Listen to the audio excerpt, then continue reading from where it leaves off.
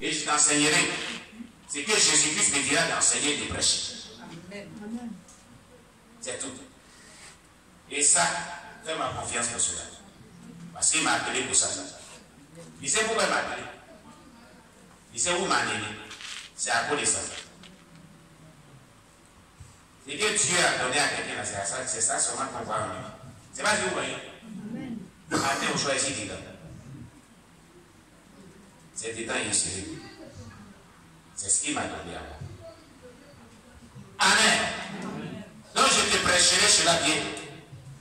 Toutefois qu'il me donnera la force de faire. Par sa pure grâce. Amen. Pas par moi-même. Et je lui prie de m'aider toujours à le faire. Ma lettre lui donne son Esprit Saint. Amen. Amen. Je ne veux pas. Et je refuse d'être de ce genre de pasteur qui caresse les chrétiens et qui ne veut pas dire la vérité. Ils voient la vérité, ils sont prêchés dans le champ. Les gens prient, demandent des gens, Dieu est amour. Dieu est amour. Il veut qu'on prêche son amour quand il veut. Mais le jour qu'il veut qu'on te prêche, le ciel et l'enfer, il faut accepter ça aussi. Amen. Amen. Oui. C'est ça qui est bon. Il faut prêcher toute la Bible. Il faut prêcher seulement des insultes, des messages. C'est comme ça ici en semaine, on touche presque toutes les thèmes. On développe plus de thèmes ici. Hein? C'est à cause de ça. On a le souci de prêcher toute la Bible. C'est pour ça qu'on touche toutes les thèmes. Mais le thème central, là, il faut qu'on rentre au ciel. Donc le dépouillement, là, ça ne nous suit pas. On doit rappeler ça aux gens. Quand Dieu dit qu'on rappelle ça aux gens. Amen. Alléluia.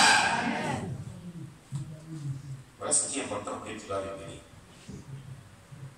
Alors, Jésus lui dit,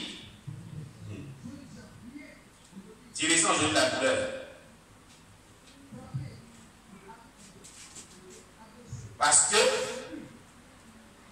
tu ressens aussi quand tu enseignais à mon peuple ce qui était agréable à leur oreille au lieu de ce qui devait me plaire. Quand tu ne disais pas à mon peuple toute la vérité sur mon royaume, moi Jésus-Christ, je ressentais la chaleur du feu éternel dans tout mon corps.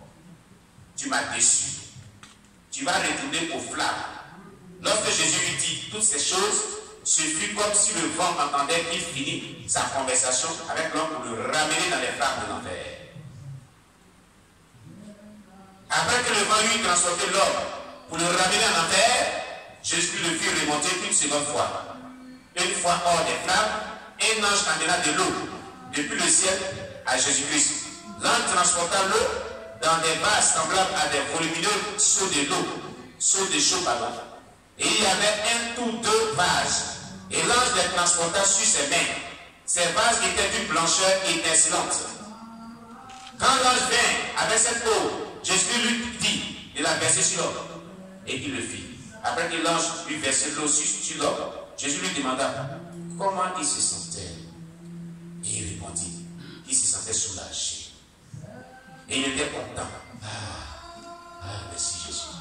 Oh, merci. Et enfin, je suis soulagé maintenant. Merci. Oh Jésus. Merci. Merci. Merci.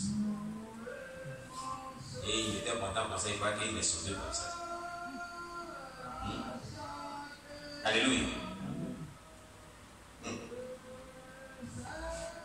Alors, il était content. Il s'est mis à remercier le Seigneur Jésus-Christ. Et pour être précis, voici ce qu'il avait dit. Merci, merci Seigneur Jésus d'avoir versé de l'eau sur moi. Oh, merci Seigneur.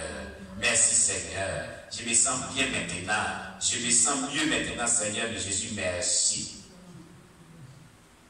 Voilà ce qu'il disait à Jésus. Les efforts d'une bonne et mauvaise prédication. Pendant que l'homme remerciait le Seigneur Jésus-Christ, Jésus lui dit, maintenant, écoute-moi.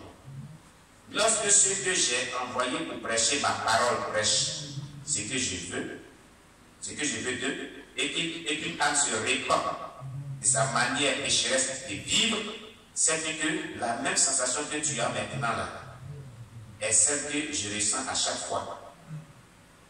C'est-à-dire quand on prêche la repentance, on prêche la sainteté, que les gens se répandent. C'est qui ressentait dit merci Seigneur, c'est ce que Jésus ressent. Amen. Toutes les fois qu'une âme se répand de sa vie de péché, je sens en moi comme si de l'eau est versée sur mon corps et je me sens soulagé. Mais puisque mes ministres prêchent ce que je ne veux pas d'eux, je ressens qu'il est très chaud, comme tu le ressentais dans le feu. C'est ce qu'il ressent dans mon corps. Quand les gens ne prêchent pas la vérité, et les gens demeurent dans le péché, il ressent la frappe de l'enfer dans son corps, lui Jésus-Christ. Le mauvais service de cet ouvrier d'iniquité. En outre, Jésus-Christ dit alors, je t'ai appelé à prêcher ma parole non diluée. Toi, je t'ai appelé à prêcher ma parole non diluée. Mais tu as tout. Tu as tout mélangé. Tu t'es joint à un groupe de prédicateurs qui prêchaient leur philosophie, leur ventre, et eux-mêmes ils se prêchaient, et ils t'ont influencé. Tu as abandonné ce pourquoi je t'ai appelé à faire pour moi, et tu t'es mis à faire autre chose. Tu as plu aux gens et tu m'as déplu. Tu t'es fait du renom à toi-même et tu m'as déçu. Tu as construit et gagné plusieurs maisons dans le monde, mais tu as perdu mon royaume. Tu as réjoui Satan et tu m'as crucifié pour une seconde fois. Vous comprenez? Quand un homme de Dieu se détourne de ce que Dieu dit dans la prêcher, il crucifie Jésus encore. C'est moi, il a crucifié Jésus. Oublie-moi dans ce film. Tu vas cliquer, tu ne vas pas me trouver dedans. J'ai aimé maman dans sa vie qu'elle est blessée. Elle rendait son témoignage. Elle dit, si tu veux, tu prends. Si tu veux, tu laisses. Elle a dit, au moins, souvent, il serait soulagé que je pourrais dire la vérité. Amen. Donc, si vous voulez, vous prenez. Si vous voulez, vous laissez. J'ai été habitué à la douleur. Depuis que Dieu m'a donné. Où il m'a fait passer. C'est que j'ai vécu. Où il est dormi. La souffrance que j'ai vécue. J'étais dans la souffrance, j'ai prêché cette vérité jusqu'à. Je suis remonté jusqu'à chez nous. Donc, j'ai prêché cette vérité. Tu veux, tu prends. Tu veux, tu laisses. Voilà. Paul disait que je sais vivre dans la 17, je sais vivre dans le prêt, je sais vivre dans l'abondance. C'est ce que la parole a dit. Donc, il prêchait la vérité, il enseignait la vérité. Alléluia. Amen. Quand un homme de Dieu ne prêche pas la vérité que Dieu veut qu'il prêche, il crucifie Jésus-Christ à la parole. Quand il dilue le message de Dieu que Dieu lui a donné, il l'a crucifié encore Jésus-Christ à nouveau. Il va rendre compte à Dieu un jour. C'est ce qu'il vivait cet homme-là, face à face avec Jésus. Au ciel. C'est à cause des âmes, des bien-aimés aujourd'hui, qui influencent les serviteurs de Dieu. Quand il y a un homme de Dieu qui est influencé par une brebis, tu perds ton autorité, c'est fini. Il te laisse compromettre. Et quand il y a un leader qui influence un pasteur, c'est que tu es un agent du diable. Tu es en mission. C'est ce que vous devez savoir. Aucun fidèle, aucun membre du corps de Christ ne doit influencer un leader. À moins qu'il soit animé par un mauvais esprit.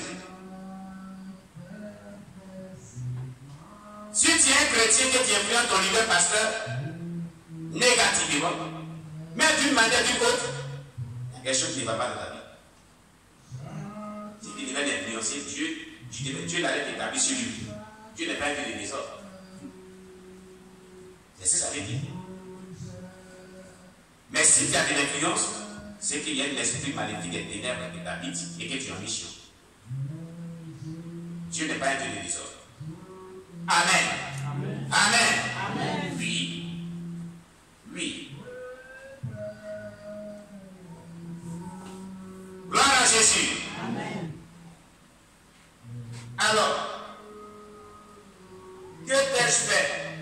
Présente ta dépression contre moi. Jésus lui dit, mon ami, il est arrivé dans la souffrance, il est versé sur toi. Et puis tu as prêché mauvais. Tu n'as pas prêché ce qu'il a dit. Maintenant Jésus lui dit, qu'est-ce que moi Jésus ai fait? Il faut déposer Ta plainte contre moi ici, honnêtement, le jugement. Jugement, comme ça, la question maintenant. Tu appelles jugement et Jésus. Tu peux sortir. Le juste, là, tu fais jugement, lui qui est saint des saints. Tu sors perdant dans ce procès. Amen.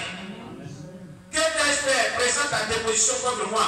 Dis-moi ce en quoi je t'ai offensé. Tu as piétiné la grâce que je t'ai accordée. Et pour cela, une multitude qui croyait que tu faisais ce qui était juste et te suivait est allée en enfer. Pourquoi m'as-tu fait ces choses? Tu leur disais que le christianisme est une affaire de cœur et non des apparences. Et beaucoup furent égarés par toi. Tu as rendu inefficace ma mort sur la croix. Tu as détruit mes efforts consentis destinés à sauver des vies. Entends-tu la voix des âmes que tu as égarées pour l'enfer et qui pleurent, pardon. Ce que tu as fait entraîne toujours jusqu'à présent beaucoup de gens en enfer. Et à cause de cela, je ne t'épargnerai point. Tu dois retourner dans les flammes éternelles. Toi qui as été un ouvrier d'iniquité.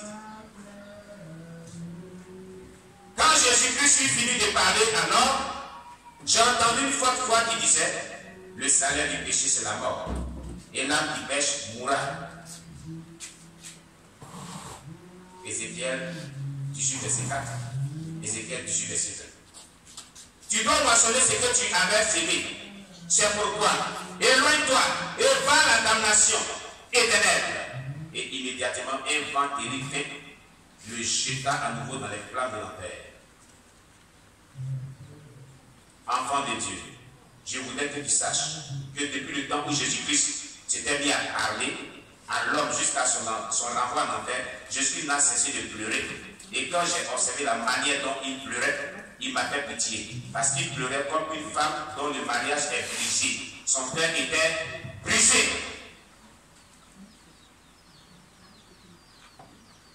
La direction du Seigneur concernant l'habillement des saints. Dimanche prochain, par la grâce de Dieu, on verra cette partie. Acclame le Seigneur.